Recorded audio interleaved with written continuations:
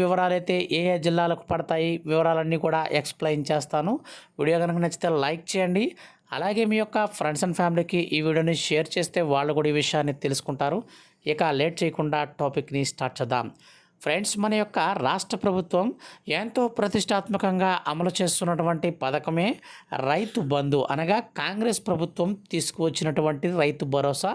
ఈ పథకం కింద ఈ యాసంగి సీజన్కు సంబంధించినటువంటి పెట్టుబడి నిధులను గత నెలలో మనకు విడుదల చేశారు.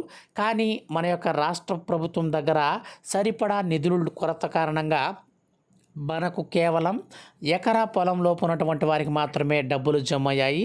ఆ డబ్బులు కూడా మనకు కేవలం 1000 కోట్లు మాత్రమే జమ అవడం జరిగింది. ఇక తాజాగా మన యొక్క కేంద్ర ప్రభుత్వం మన రాష్ట్ర ప్రభుత్వానికి ఇవ్వాల్సినటువంటి వాటా ప్రకారంగా 9,000 కోట్ల రూపాయలలో మనకు 2,000 కోట్ల రూపాయలనైతే రీసెంట్లీ మనకు నిన్నటి రోజునైతే ఇవ్వడం జరిగింది. ఈ నేపథ్యంలో ఆ 2,000 కోట్లను వేరే ఏ పథకానికి కూడా వెచ్చించకుండా డైరెక్ట్గా రైతులకు యాసంగి పంట పెట్టుబడి సీజన్ డబ్బులనైతే విడుదల చేయాలని మన యొక్క రాష్ట్ర ప్రభుత్వం తీర్మానించి అధికారులకు కూడా ఆదేశాలు జారీ చేసిందండి. అనగా ఈ రోజు నుంచి రాష్ట్ర వ్యాప్తంగా ఉన్నటువంటి రైతులందరికీ కూడా రైతు బంధు డబ్బులు అయితే జమ అవుతాయి. 1 ఎకరా పొలం పైనుంచి 2 ఎకరాల లోపు ఉన్నటువంటి ప్రతి రైతుకి డబ్బులు జమ అవడం జరుగుతుందండి.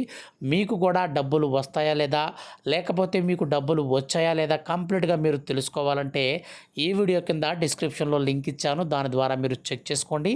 అలాగే మనకు ఈ యొక్క డిస్క్రిప్షన్లోనే ప్రజా పరిపాలన మీరు రీసెంట్లీ పెట్టినటువంటి అప్లికేషన్ల యొక్క స్టేటస్ కూడా చెక్ చేసుకునేదానికి అన్ని పథకాలకు సంబంధించి లింక్ కూడా ఇచ్చున్నానండి. దాన్ని కూడా ఒకసారి చెక్ చేసుకోండి. మీరు ఏదైనా మహాలక్ష్మి కానీ, చేయూత కానీ, ఇందిరమ్మ ఇండ్లకు కానీ ఏదైనా పథకానికి మీరు అప్లై చేసుకోవాలంటే ఆ స్టేటస్ కూడా చెక్ చేసుకోండి.